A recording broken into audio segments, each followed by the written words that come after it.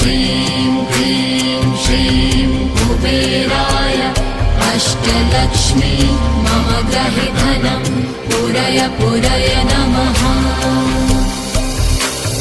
ॐ ह्रीं श्रीं क्लीं श्रीं कुबेराय अष्टलक्ष्मी मम गृहे धनं पूरय पूरय नमः।